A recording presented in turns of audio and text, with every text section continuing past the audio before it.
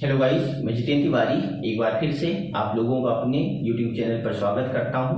आज आप लोगों की रिक्वेस्ट पर हम बहुत ही इम्पोर्टेंट और प्रैक्टिकल टॉपिक लेकर आए हैं और यहां से आने वाले एग्जाम में 100% क्वेश्चंस आने हैं। ठीक, तो आज हम बात करेंगे केशवानंद भारती बनाम केरल राज्य की, और ये बड़ा इम्पोर्टेंट है और इस टॉपिक की इम्पोर्टेंसी को हम तभी समझ पाएंगे जब हम इसके बैकग्राउंड में, इसके पीछे तीन और इम्पोर्टेंट जजमेंट को समझेंगे। तब अचानक से हमें Keshava Bharati versus state of Kerala या केरल स्टेट हम नहीं डिस्कस करेंगे, बल्कि इसके पीछे की कुछ भूमिकाएं हैं, बैकग्राउंड हैं, जिनको हम समझने का प्रयास करेंगे कि अचानक से ये केशवानंद भारती बनाम केरल राज्य वाला केस वर्डिक्ट अचानक में चर्चा में क्यों आ गया, और ये एक ऐतिहासिक घटना रही हिंदुस्तान के लिए। और जल्दी ही आप जानते होंगे पिछले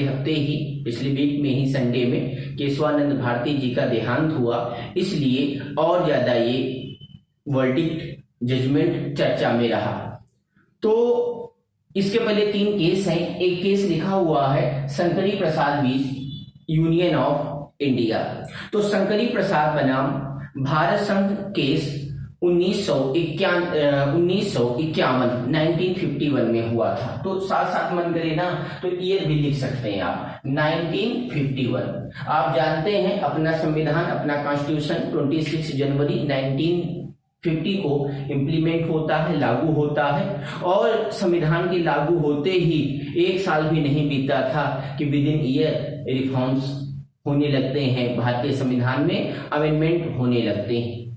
तो इम्पोर्टेंट अमेंडमेंट की चर्चा हम लोग पहले भी अपने इस चैनल के माध्यम से कर चुके हैं, और वहां पर जाके इम्पोर्टेंट अमेंडमेंट, इम्पोर्टेंट आर्टिकल्स, ऐसे कई वीडियोज हैं जो आप देख सकते हैं और वहां से कॉन्सेप्ट क्लियर कर सकते हैं। तो संविधान बनने या लागू कह सकते हैं आप, संविधान लागू होने के विद इन ईयर, साल भर के अंदर ही पहला संविधान संशोधन होता है जो लैंड रिफॉर्म से संबंधित था, भूमि सुधार कानून से संबंधित था, और जिसमें सरकार के पास ये अधिकार होता है कि वो भूमि को, लैंड को एक्वायर कर सकती है। ठीक, क्योंकि बड़े पैमाने पर पहले जमींदारी व्यवस्था, तालुकदारी व्यवस्था, हाँ, ऐसे कई व्यवस्थाएं होती थी जिनके कारण बहुत लोगों के पास में बहुत ज्यादा जमीनें पहुंच चुकी थी, बहुत ज्यादा खेती बाड़ी थी, और ऐसा भी बहुत बड़ा वर्ग था जिसके पास जमीन थी ही नहीं, जिसके पास खेत था ही नहीं। वो बेचारा बेगारी करता था, मजदूरी करता था खेतों में, तब जाके अपना जीवन निर्वाह, परिवार का जीवन निर्वाह और भरण पोषण करता था।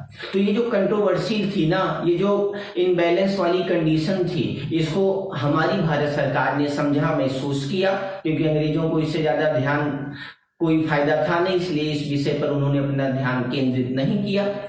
और उनके जो सिपा सालार थे, जो उनके चंगू मंगू थे, राइट हैंड, लेफ्ट हैंड वगैरह, जमींदार, तालुकदार, उनको खूब प्रमोट किया, उनको खूब खेती बाड़ी वगैरह दी, और लोग जमींदार हो गए, तालुकदार हो गए और जागीरदार हो गए। लेकिन एक विशेष वर्ग था जिसके पास खेत बाड़ी नहीं था, लेकिन जब हमारी सरकार आई तो उसको तो बैलेंस में करना था। तो ऐसे लोग जिनके पास बहुत ज्यादा जमीनें थी, उनकी जमीनों को एक्वायर करने लगी, अधिग्रहण करने लगी भारत सरकार, और इसी लैंड एक्वायर या लैंड रिफॉर्म्स से संबंधित पहला अमेंडमेंट 1951 में हुआ। ये इंपॉर्टेंट है और पूछा गया है प्रश्न। तो इसी अमेंडमेंट नंबर 1 के खिलाफ ये केस होता है और शंकरी प्रसाद जी सुप्रीम कोर्ट चले जाते हैं, और इस केस का जो जजमेंट आया, उस केस में सुप्रीम कोर्ट ने कहा कि भारत सरकार अनुच्छेद 368 के तहत, आर्टिकल 368 के तहत संविधान में अमेंडमेंट कर सकती है, संशोधन कर सकती है। हुआ क्लियर?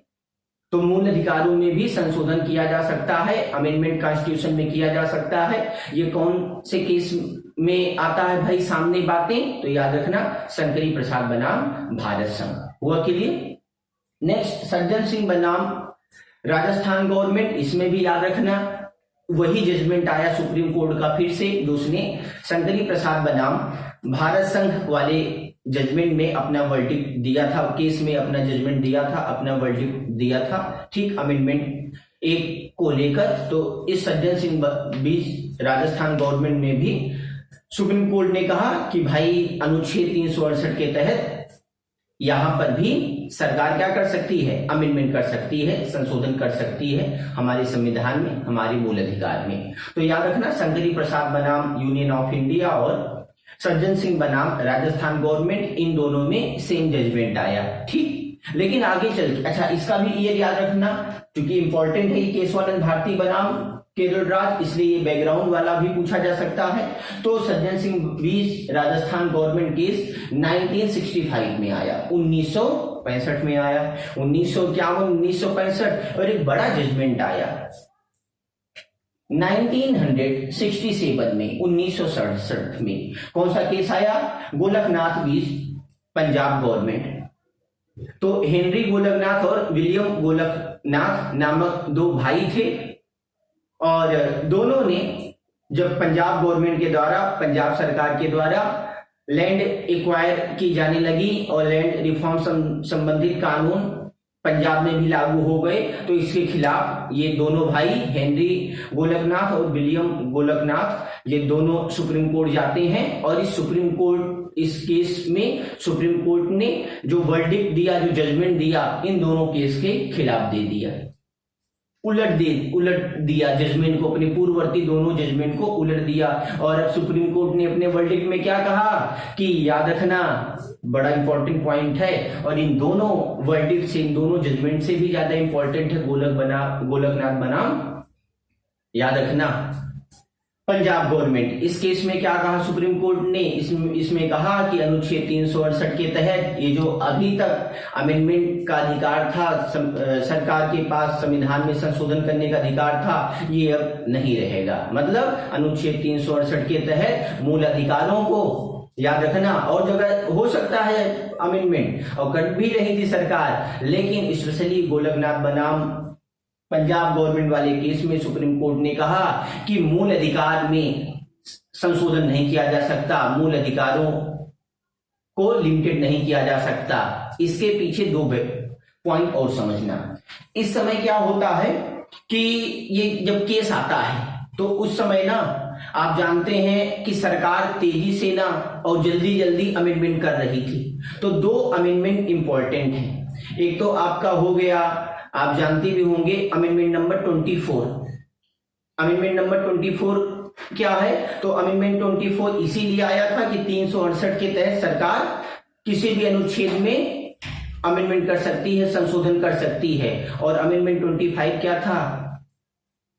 जो संशोधन 25 आया, ये क्या था? लैंड एक्वायर को लेकर, लैंड एक्वायर्ड को लेकर, मतलब लैंड जो थी, भूमि जो थी, उसका अधिग्रहण किया जा सकता है, संपत्ति को सरकार छीन सकती है, ले सकती है। और जरूरी नहीं है कि जो मार्केट प्राइस हो उस समय प्रचलित वही हर्जाना कंपनसेशन सरकार दे। सरकार अपने अनुसार कंपनसेशन देगी, अपने अनुसार क्षतिपूर्ति देगी, ठीक। ये नहीं कि आज के हिसाब से जो मार्केट रेट चल रहा हो, जैसे आपका घर, मान लो कोई मेट्रो जा रही है, कोई हाईवे जा रहा है, आपका घर आ गया, मेरा घर आ गया, तो अब ऐसा नहीं है कि मेरा भाई मूल अधिकार है, मेरा संपत्ति का अधिकार है और मेरे घर से, मेरे गांव से ये नहर नहीं जाएगी, मेट्रो नहीं जाएगी, सड़क नहीं जाएगी, तो क्या वो जो हाईवे जा रहा है वो घूम के जाएगा? तो भाई घूम के तो जाएगा नहीं। तो अब कहीं ना कहीं उसके लिए जरूरी होगा कि वो एक्वायर करे संपत्ति को। तो इसीलिए ये 25 अमेंडमेंट भी किया जाता है, जरूरी भी था, ऐसा नहीं है। लेकिन इसी समय क्या होगा आगे चल के कि इंदिरा गांधी के द्वारा नेशनलाइजेशन लाया जाएगा, नेशनलाइजेशन किया जाएगा, बैंकों का राष्ट्रीयकरण किया जाएगा और 14 बड़ी बैंकों का राष्ट्रीयकरण होगा। तो इन सब के खिलाफ कहीं ना कहीं बहुत सारे लोग अगेंस्ट हो जाते हैं, सब पॉलिसीज, नीतियों के खिलाफ, और वो फिर से सुप्रीम कोर्ट चले जाते हैं। जैसे आज आप देख पा रहे होंगे 2, 4, 5, 10 दिन से बहुत सारे लोग ना मोदी जी की नीतियों के खिलाफ हैं, उनके अगेंस्ट जा रहे हैं। और जिस तरीके से प्राइवेटाइजेशन किया जा रहा है, निजीकरण किया जा रहा है, कई सारे क्षेत्रों का, कई सारे सेक्टर्स का, तो इससे कहीं ना कहीं लोग नाराज हैं और उनका यहाँ तक कहना है कि धीरे धीरे पूरा प्राइवेटाइजेशन कर दिया जाएगा, निजीकरण कर दिया जाएगा हमारी सरकार के द्वारा। ठीक, ऐसे कई सारे एलिगेशन, आरोप लगाए जा रहे हैं ना। ऐसे ही इंदिरा गांधी के खिलाफ एलिगेशन, आरोप लगाए जाने लगे और लोग उनके खिलाफ नाराजगी व्यक्त करने लगते हैं और फिर ये सुप्रीम कोर्ट तक मामला आता है और इसमें सुप्रीम कोर्ट ने क्या कहा कि भाई मूल अधिकारों को छोड़कर अमेंडमेंट किया जा सकता है, लेकिन मूल अधिकार या भाग तीन पार्ट 3 में ही तो है फंडामेंटल राइट्स। तो मैंने आपको इंपॉर्टेंट पार्ट्स ऑफ कॉन्स्टिट्यूशन का भी वीडियो बना रखा है, वहां से भी देख सकते हैं। तो उन्होंने क्या कहा कि भाग 3 के तहत अमेंडमेंट नहीं हो सकता, भाग 3 में अमेंडमेंट नहीं किया जा सकता है, मूल अधिकारों को सीमित या उसमें किसी भी प्रकार का संशोधन नहीं किया जा सकता, वहां पर कोई छेड़छाड़ नहीं हो सकता है। ये गोलकनाथ बनाम पंजाब गवर्नमेंट का जजमेंट था, वर्डिक्ट था इस केस में कि भाग 3 में कोई भी या किसी प्रकार का अमेंडमेंट या छेड़छाड़ नहीं होगी। ठीक, अच्छा, अब आगे चल के क्या हुआ, अब हर राज्यों में रिफॉर्म्स हो रहा था, लैंड रिफॉर्म्स हो रहा था और बड़े पैमाने पर लैंड एक्वायर करी जा रही थी। इस सिलसिले में, इस क्रम में अब केरल में भी होने लगा ये प्रोसेस, ये प्रक्रिया, और इसमें केशवानंद भारती बनाम केरल राज्य वाला केस निकल कर आएगा। इसमें क्या हुआ, तो बड़ा दिलचस्प केस है, ध्यान से सुनिएगा। बहुत सारे चैनलों में देखा होगा, लोग बताते हैं और समझाते हैं, मैं भी बता और समझा रहा हूं, देखना दूसरे चैनल से कैसे मैं अलग हूं। मेरा नाम जितेंद्र तिवारी है और मेरा लोगो है सरलता जिनकी पहचान। कितने सरल और इजी वे में मैं अपनी बातों को रखूंगा और टॉपिक को टू द पॉइंट समझाऊंगा विद कॉन्सेप्चुअल नॉलेज के साथ, कॉन्सेप्चुअल स्टडी के साथ, वो आप महसूस भी करेंगे। ये मेरा वादा रहता है डे 1 से ही, और लास्ट तक मैं अपने कमिटमेंट पर बना रहूंगा, वादे पर बना रहूंगा, कमिटमेंट टूटने नहीं दूंगा। ठीक, बशर्ते थोड़ा सा सहयोग आपकी तरफ से रहे बस। तो याद रखना, एक मठ है, मठ का नाम भी पूछा जा सकता है, एडनीर मठ। कौन मठ? केरल का मठ है एडनीर मठ। ये जो एडनीर मठ है ना, इसका संबंध शैव संप्रदाय से है। इतिहास में आपने पढ़ा होगा वैष्णव संप्रदाय, शैव संप्रदाय। तो ये भगवान, ऐसा संप्रदाय था शैव संप्रदाय जो भगवान शंकर को अपना आराध्य मानता था और ये लोग भगवान शंकर की पूजा करते थे। ठीक, और जो वैष्णव वाले थे भगवान विष्णु को अपना आराध्य मानते थे, उनकी पूजा करते थे। तो शैव संप्रदाय से संबंध रखता है ये एडनीर मठ। और याद रखना, इसका संबंध आदि शंकराचार्य से रहा है। आदि शंकराचार्य जानते होंगे, बहुत क्रांतिकारी महापुरुष थे और जिन्होंने क्या किया, जैन धर्म और बौद्ध धर्म के कारण जो हिंदू धर्म अपनी डिक्लाइन, अपने पतन पर जा रहा था और अचानक से शंकराचार्य जैसे महापुरुष का उदय होता है और उन्होंने हिंदू धर्म की खोई हुई प्रतिष्ठा को दोबारा से स्टैब्लिश करने का प्रयास किया और करते भी हैं। तो एक बड़े आधार रहे आदि शंकराचार्य जी हिंदू धर्म के दोबारा उत्थान में या पुनरुत्थान में, उनको आधार माना जाता है। और वो लोग कहीं ना कहीं जो महावीर स्वामी और महात्मा बुद्ध जैसे महापुरुषों या ईश्वर के तुल्य लोगों के कारण या उनसे बहुत ज्यादा मोटिवेट होकर, आकर्षित होकर बौद्ध धर्म और जैन धर्म में चले गए थे, उनको दोबारा हिंदू धर्म में लाने के लिए इन्होंने शुद्धिकरण नामक आंदोलन भी चलाया और बड़े पैमाने पर जैन और बौद्ध लोगों को दोबारा हिंदू धर्म में समाहित किया, हिंदू धर्म का भाग बनाया। तो आदि शंकराचार्य के चेले थे, डिसाइपल थे, शिष्य थे टोटकाचार्य। उन्होंने इस एडनीर मठ की स्थापना करी थी। किसने? टोटकाचार्य। ये भूलना मत, याद रख लें भाई, होता ना टोना टोटका वगैरह, तो टोटकाचार्य ये डिसाइपल है, शिष्य हैं किसके? आदि शंकराचार्य। इन्होंने इस मठ की स्थापना करी थी और 1961 में 1961 में 20 साल की उम्र में ये आदि शंकराचार्य जी के मठ से संबंध रखते थे। कौन? केशवानंद भारती जी, और वो प्रमुख बनाए गए। तो 20 साल की उम्र में 1961 में वो एडनीर मठ के प्रमुख बनते हैं। और जब ये मैटर आया उस समय वही मठ के प्रमुख थे, हेड थे, और being a head of this मठ जब केरल गवर्नमेंट ने इस एंडीर मठ को एक्वायर करने का प्रयास किया लैंड रिफॉर्म्स कानून के तहत, तो ये जनाब सुप्रीम कोर्ट चले गए, याद रखना। और बड़े वकील का नाम सुना होगा, 2 जज तो आप भूलने मत, एक वकील और 2 जज, एक वकील और 1 जज, मतलब 2 शख्स का नाम आपको नहीं भूलना। एक है नाना भाई पालखीवाला, नाना भाई पालखीवाला, ये वकील हैं और बहुत प्रसिद्ध वकील थे। इस केस से इनका ताल्लुक था, संबंध था। और एक जज का भी नाम याद रखना है, हंसराज खन्ना, HR खन्ना। हंसराज कॉलेज है ना दिल्ली में, डीयू का संबंध कॉलेज है ना, इसे याद रखना, हंसराज। तो हंसराज खन्ना या HR खन्ना, और ये जज हैं, जस्टिस थे इस केस में। और नाना भाई पालखीवाला ये वकील थे। तो अब क्या हुआ, इसका केस चला और सबसे बड़ी बात थी कि गोलकनाथ बीच पंजाब गवर्नमेंट में 11 जजों की बेंच बनी थी, 11 जजों का कोलिजियम बना था, जिसने 6:5 के अंतर से जजमेंट दिया था। हुआ क्लियर? तो याद रखना, गोलकनाथ बनाम पंजाब सरकार वाले केस में कितने जजों की बेंच बनी थी? 11 जजों की बेंच बनी थी। आगे चल के जब उसी मुद्दे से संबंधित था, भूमि सुधार कानून से ही, लैंड रिफॉर्म्स लॉ से ही संबंधित था ये केस भी, तो ये अनिवार्य था कि अब जो जजमेंट होगा वो इस कोलिजियम, इस ज्यूरी से बड़ा होगा, ज्यादा होगा। तो 11 से कितना होगा? 13। तो ये पूछा गया पॉइंट है। आज तक की सबसे बड़ी ये कोलिजियम है, सबसे बड़ा ये ज्यूरी है, सबसे बड़ी बेंच है,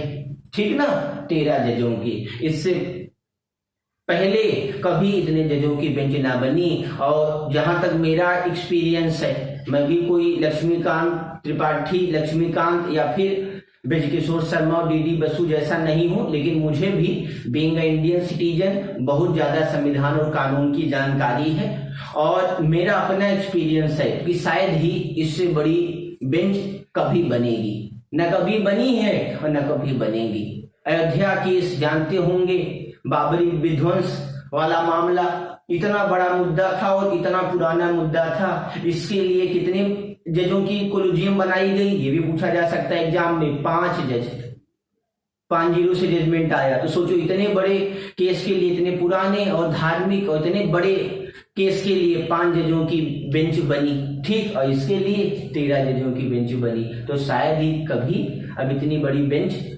आप बनते हुए सुनेंगे, हमें तो नहीं लगता। और आपको भी यही महसूस करना चाहिए, अनुभूत होना चाहिए। तो 13 जजों की बेंच बनी और इसने क्या किया?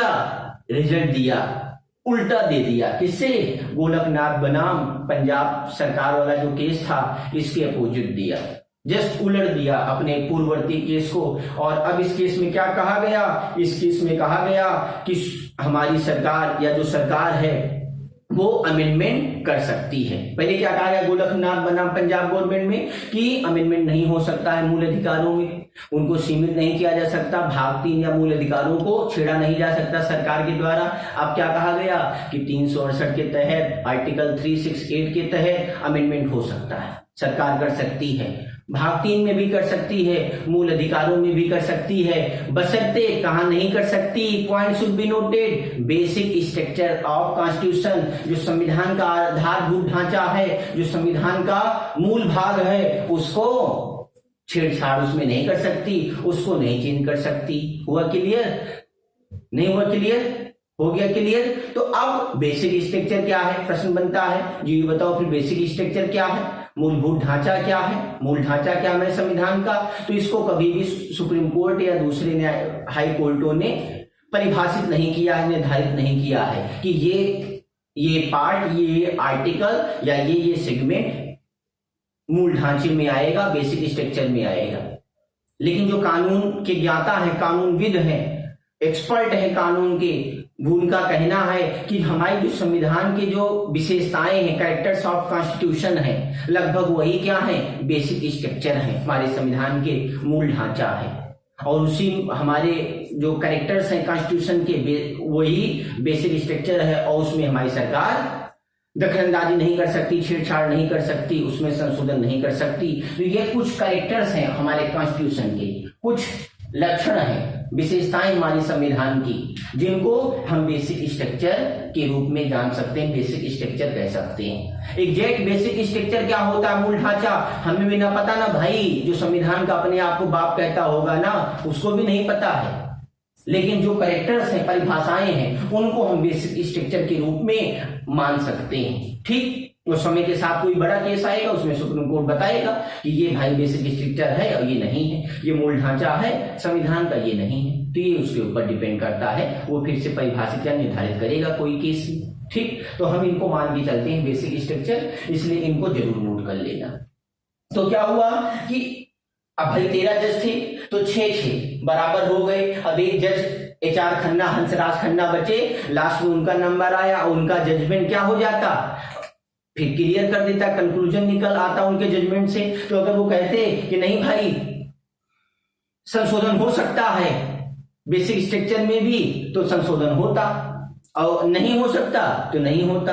तो उन्होंने फाइनली किस तरफ हो गए, उन्होंने कहा अपने साथी जजों की तरह, जिसमें मुख्य न्यायाधीश भी उस समय के शामिल थे, HR खन्ना, हंसराज खन्ना ने कहा कि बेसिक स्ट्रक्चर में हमारी सरकार अमेंडमेंट नहीं कर सकती, छेड़छाड़ नहीं कर सकती, संशोधन नहीं कर सकती।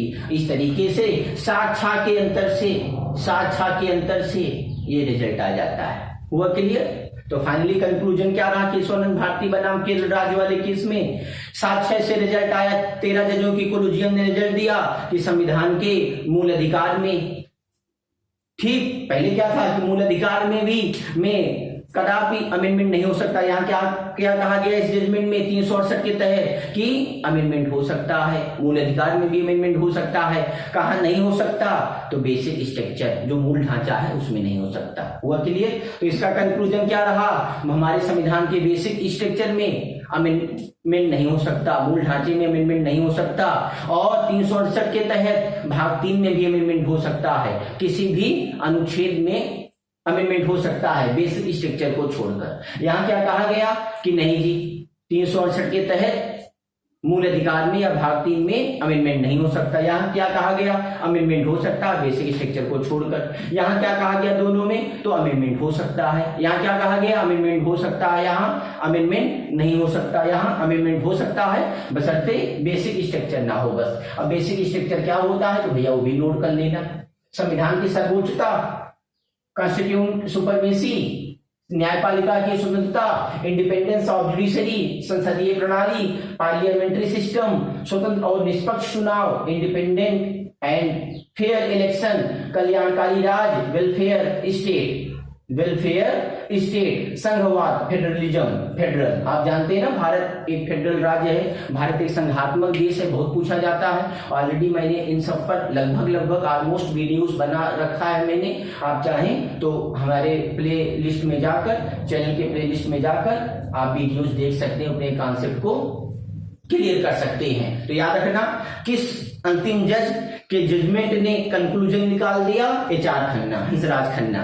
किस फेमस या प्रसिद्ध वकील इस केस से संबंधित रहा, या कौन संबंधित रहा, नाना भाई पालखी वाला। ठीक, और 2 पॉइंट और, जैसे यहां मैंने बताया ना गोलकनाथ बीच पंजाब गवर्नमेंट वाले केस में, कि इसमें 24 और 25 अमेंडमेंट को ध्यान में रखकर जजमेंट हुआ या फिर केस आता है ना, 24 और 25। 24 में क्या था कि किसी भी अनुच्छेद में अमेंडमेंट की जा सकती है। 25 में क्या था कि लैंड रिफॉर्म संबंधित कानून आया और लैंड को एक्वायर्ड किया जा सकता है।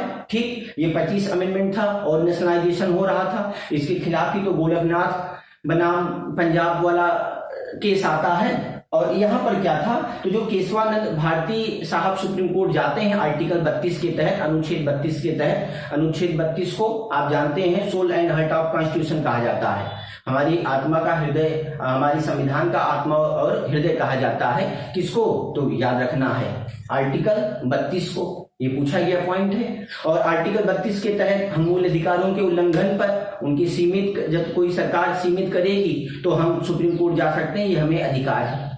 तो स्पेशली नाना भाई पालखीवाला ने जो पॉइंट रखे कोर्ट में वो वही रखा कि साहब इसमें केशवानंद भारती साहब का के दो मूल अधिकारों का हनन हो रहा है, वायलेंस हो रहा है। कौन कहां वायलेंस हो रहा है? दो मूल अधिकारों का वायलेंस हो रहा है, दो मूल अधिकारों का हनन हो रहा है। एक तो आर्टिकल 26, एक तो आर्टिकल 26 याद रखना, और एक आर्टिकल 31। आर्टिकल 26 क्या है जी? तो आप जानते होंगे 25 से 28 के बीच में धार्मिक स्वतंत्रता का अधिकार है, राइट टू रिलीजन। 25 से 28 मूल भाग में मैंने आपको समझा रखा, देख लेना वीडियो में। तो 26 क्या कहता है कि किसी भी भारतीय नागरिक को कोई भी ऑर्गेनाइजेशन बनाने की क्षमता है और उस ऑर्गेनाइजेशन के प्रबंधन और उसके नियंत्रण का भी अधिकार है। तो कोई भी भारतीय नागरिक कोई भी ऑर्गेनाइजेशन बना सकता है और उसका मैनेजमेंट संभाल सकता है, उसका मैनेजमेंट कर सकता है। यह आर्टिकल 26 है। तो उनका ट्रस्ट था ना भाई, मंदिरों में ट्रस्ट होता है ना, जैसे आप शिरडी साईं वाले बाबा का भी ट्रस्ट है। अभी कई करोड़ रुपए उन्होंने प्रधानमंत्री राहत कोष में डोनेट किया था कोरोना वायरस के दौरान, कोरोना महामारी के दौरान। देखा होगा, ऐसे मंदिरों का ट्रस्ट होता है, ये भी ट्रस्ट था। और इस ट्रस्ट मतलब रिलीजियस ट्रस्ट होने के नाते कहीं ना कहीं इसको भी एक अधिकार था आर्टिकल 26 के तहत कि ये भी अपना एडमिनिस्ट्रेशन कर सके अपने ऑर्गेनाइजेशन का और उसको कंट्रोल कर सके, मैनेजमेंट उसका चला सके। लेकिन जब पूरे उसके ऑर्गेनाइजेशन को एक्वायर्ड कर लिया जाएगा तो कहां से साहब वो मैनेजमेंट करेगा? तो आर्टिकल 26 का वायलेंस हो रहा था, उल्लंघन हो रहा था, साथ साथ आर्टिकल 31 का उल्लंघन हो रहा था। तो आज की डेट में जो राइट टू प्रॉपर्टी है, संपत्ति का अधिकार है, मूल अधिकार, वो जो आज की मतलब उस समय जब संविधान बना तो राइट टू प्रॉपर्टी मूल अधिकार में शामिल था, फंडामेंटल राइट्स में शामिल था, आज नहीं है ना जी। तो आर्टिकल 31 आज गायब हो चुका है। लेकिन उस समय जब ये केस आता है, 73 में केस का जजमेंट आता है, या उस जब केस चल रहा था उस समय ये मूल अधिकार में शामिल था राइट टू प्रॉपर्टी। तो राइट टू प्रॉपर्टी उस समय मूल अधिकार था आर्टिकल 31 में, अनुच्छेद 31 में। तो इसमें नाना भाई पालखीवाला ने ये भी कहा कि साहब इसमें केशवानंद भारती जी के आर्टिकल 31 का वायलेंस हो रहा, उल्लंघन हो रहा है। आर्टिकल 31 के तहत संपत्ति का अधिकार मूल अधिकार था और अगर इनकी प्रॉपर्टी को एक्वायर्ड कर लिया जाएगा तो ये इनके क्या है, मूल अधिकारों का उल्लंघन होगा। ठीक, तो ये वायलेंस होगा इसका। तो बाद में बात अलग है कि अमेंडमेंट नंबर 44 के तहत 1978 में 1978 में संपत्ति के अधिकार को मूल अधिकारों की श्रेणी से हटा दिया जाता है और अनुच्छेद 300 का में एक कानूनी अधिकार बना दिया जाता है।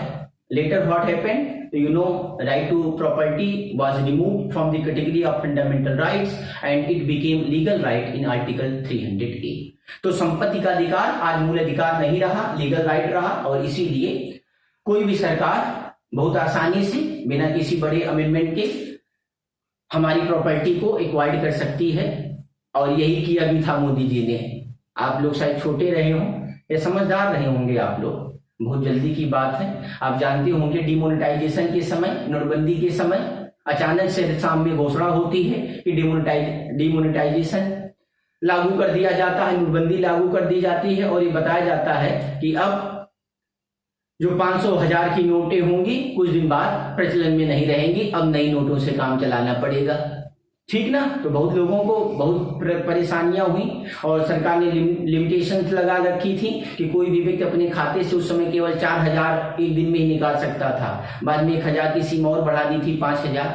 तो बताओ यार, व्हाट इज दिस? ये क्या है? हमारा पैसा हमने मेहनत करके जमा किया और आज सरकार ने लिमिटेशन लगा दी, भाई अपने पैसे में 4000 निकाल सको अपने खाते से रोज का, या 5000 निकाल सको। अब जिसके लड़के की शादी या लड़की की शादी होगी उसी दौरान, उसी महीने में, कई लोगों की थी भी, आप जानते होंगे। दुर्भाग्य से उसी दौरान मेरी भी शादी थी। अब बहुत सामान सब लेना था, अब पिताजी को केवल परमिशन दी 4000 निकालने की। फिर बाद में 10-15 दिन बाद 5000 हुई। अब बताओ 5000 में क्या होता है? 10 दिन बाद शादी थी, 12 दिन बाद। बड़ी समस्याएं हमारे घर ने झेली, हमने खुद झेली। ठीक ना? तो सोच लो आप, ऐसे बहुत लोगों ने समस्याएं झेली होंगी। हाँ, सरकार ने बीच में कुछ कंडीशंस बना दी थी, जिसके लड़के या लड़की की शादी हो, शादी का कार्ड दिखाए और फिर उसको 1.5 लाख रुपए संबंधित बैंक से दे दिया जाएगा। तो मिला भी मुझे बाद में, लेकिन बहुत देर हो चुकी थी। चलिए कोई नहीं मिला तो कम से कम फाइनली जो एंडिंग हुई वो सुखद हुई, हैप्पी एंडिंग हुई, जैसे कि हमारे मूवीज वगैरह में होती है।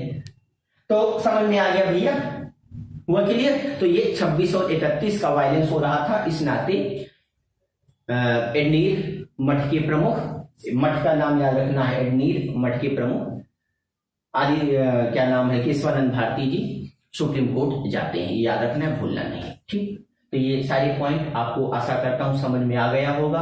और यहां से हल्की भी अगर समस्या आपको आई हो, आनी नहीं चाहिए, लेकिन हल्की भी समस्या अगर आई हो तो आप पूछना, कमेंट करना, हम आंसर उसका करेंगे, एक्सप्लेन करेंगे। ओके, तो ये सारे पॉइंट आपको समझ में आ गए होंगे। यहां नोट ना किया हो तो प्लीज नोट कर लो आप।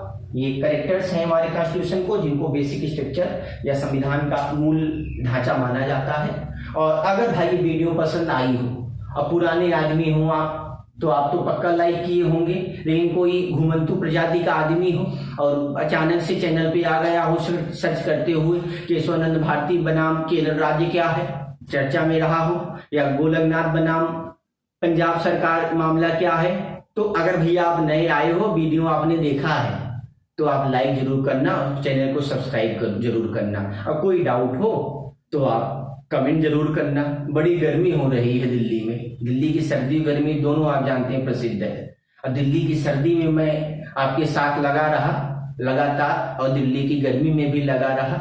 अब बस हम लोगों ने बड़ी समस्याएं देखी कोरोना जैसी महामारी के दौरान, और अब जितने पेंडिंग एग्जाम हैं सब आने लगे हैं, होने लगे हैं, और जिसका भी एग्जाम अभी नहीं हुआ होगा वो लगभग एग्जाम होंगे। तो आप लोग एकदम अपनी तैयारी को धारदार बनाए रखिए, और जितना मोर्चा लगा हो ना, जंग लगा हो, सब छुड़ा लीजिए और ऐसी तैयारी करिए कि फिर पहला ही एग्जाम आपका आखिरी एग्जाम हो। ठीक।